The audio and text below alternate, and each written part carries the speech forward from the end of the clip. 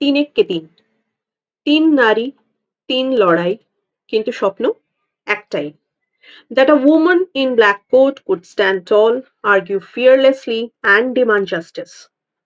আজ আমরা যখন দেখি countless women lawyers, judges and senior advocates, তখন মনে রাখতেই হয় এই পথটা সহজে আসেনি। It was carved out with courage, tears and relentless hope by Cornelia Sorabji, Regina Guha and Sudhanshu Balahajra. Not just names, their histories, courtroom rebels. And here Camellias is presenting their stories as one under one fictional name, Niharika Chaudhuri. 1920 দশকের Kolkata. British India তখনও colonial শ্যাডোতে Dhaka. ল কোডগুলো মানে ছিল শুধুই পাঞ্জাবি পরা, সাদা পাঞ্জাবি পরা বাবুরা আর black coat পরা ব্যারিস্টারদের ভিড়। মহিলারা সেখানে শুধুই দর্শক, লিটিগেন্ট বা সাক্ষী হতে পারেন, কিন্তু লয়ার কখনো না। একদিন সেই দৃশ্যকে ভাঙতে আদালতের দরজা দিয়ে ঢুকে এলেন এক তরুণী, গায়ে হালকা রঙের শাড়ি, হাতে ল ফাইলস আর চোখে অদম্য আগুন। নিহারিকা চৌধুরী।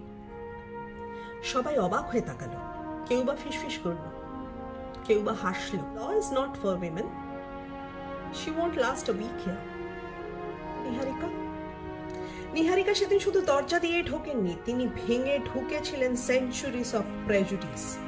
প্রথম যেদিন তিনি কোর্টে এসে দাঁড়ালেন, নার্ভাসনেস ফর শিওর ছিল, বাট তার আর্গুমেন্টস ছিল রেজার sharp. She quoted the law with precision, challenged loopholes, and defended her client with courage. এক সময় মামলার রায় এলো তার পক্ষে, আর সমস্ত কোর্টে নেমে এলো নীরবতা আর নিস্তব্ধতা। For the first time, Bengal saw a woman lawyer winning in a man's arena. আর তারপর থেকে শুধু নিজের জন্য না, তিনি লড়তে লাগলেন সমস্ত আনহার্ড উইমেনদের পক্ষ থেকে। Widows fighting for inheritance, young girls trapped in forced marriages, যেসব মহিলাদের কণ্ঠস্বর ছিল না, নিহারিকা ছিলেন তাদের ভয়েস ইন কোর্ট। তিনি জানতেন তার নাম হেডলাইন্সে আসবে না, কোনো টেক্সট বুকে কখনো লেখা থাকবে না, কিন্তু তবুও তিনি লড়াই চালিয়ে গেছেন, কারণ তার বিশ্বাস ছিল, if law is for justice, women too must claim it. আজ ইতিহাসের পাতায় তার নাম নেই, কিন্তু প্রতিটি মহিলা আইনজীবীর সাহসী এবং কনফিডেন্ট পদক্ষেপের পেছনে আছে তার অদৃশ্য ছায়া।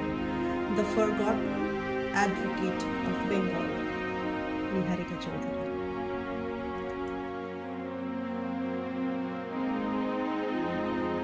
কেমন লাগছে ক্যামেলিয়াস আমাকে জানাতে ভুলবেন না। নিচে দেওয়া মেল আইডিতে আপনাদের সাজেশন, ফিডব্যাক আর নেক্সট ক্যামেলিয়াসে আপনারা কার কথা শুনতে চান সবকিছু জানাতে পারেন, সরাসরি ডিএম করতে পারেন আমাকে। আর তার সাথে like, share and subscribe please.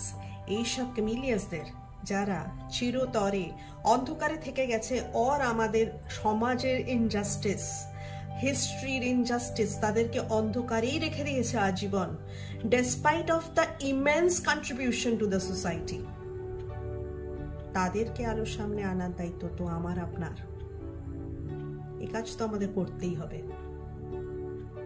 ভালো থাকবেন, শুনতে থাকবেন ক্যামেলিয়াস, অপেক্ষায় থাকবেন আমার পরবর্তী ক্যামেলিয়ার। বাই।